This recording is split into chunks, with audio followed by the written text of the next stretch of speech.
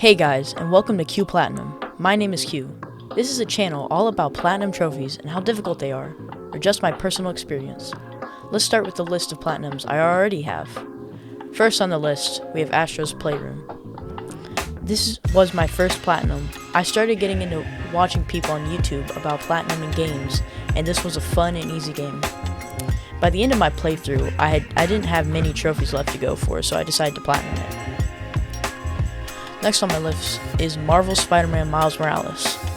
I loved the first Spider-Man, and this game was smaller, so I went for the platinum.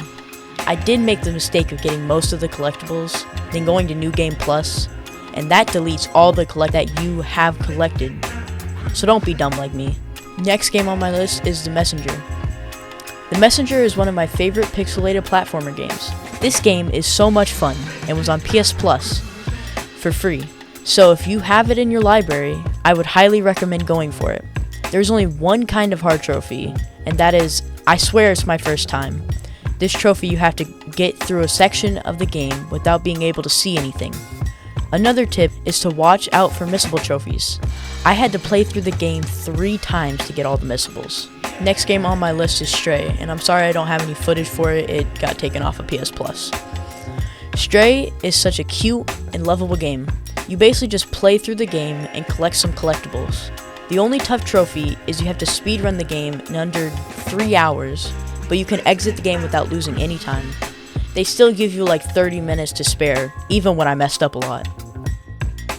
Teenage Mutant Ninja Turtles Shredder's Revenge is a beat 'em up. There's not much to say about this game. It was on PS Plus and I found it fun, so I went for it. Batman 3. It is an average LEGO game with no difficult trophies. Only you have to play through the game 2 times. The lantern planets are cool, but eventually get pretty repetitive. Otherwise, a very fun, easy game. It also took me 8 years to platinum this, because I played it as a kid. Celeste is definitely in the top 10, if not the best 2D platformer out there.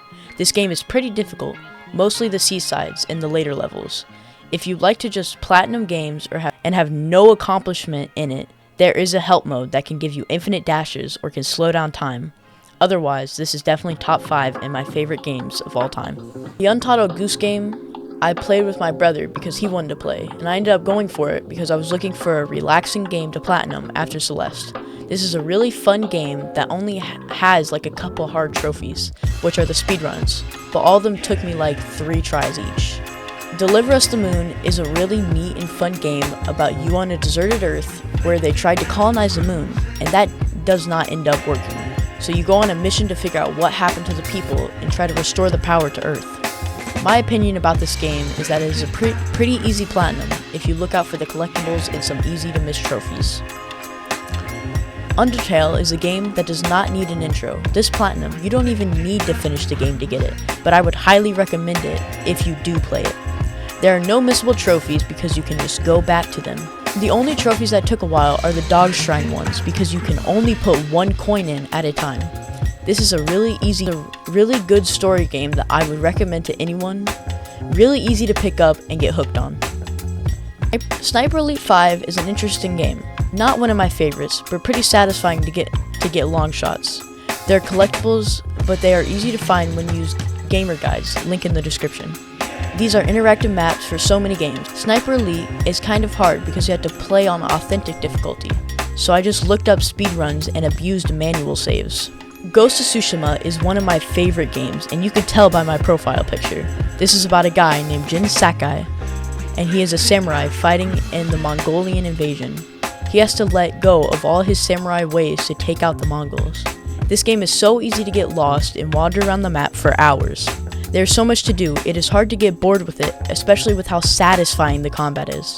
This game can also be played fast and slow by sneaking around, stealth taking down people, or going in guns a-blazing. This is a game I would highly recommend. Crash Bandicoot is a game that almost everyone knows about. This is a game about a bandicoot that escaped from an evil scientist's lab and goes to save his girlfriend. This game is pretty hard with the time trials. If you're really into Hello Neighbor games, don't go for number 1. Go for number 2. There are only 4 missable trophies, and 3 are not really missable. They are just missed by accident. This game is so much more enjoyable than the first game, and actually has a story. This game is not hard, you could probably do it in a day if you really wanted to.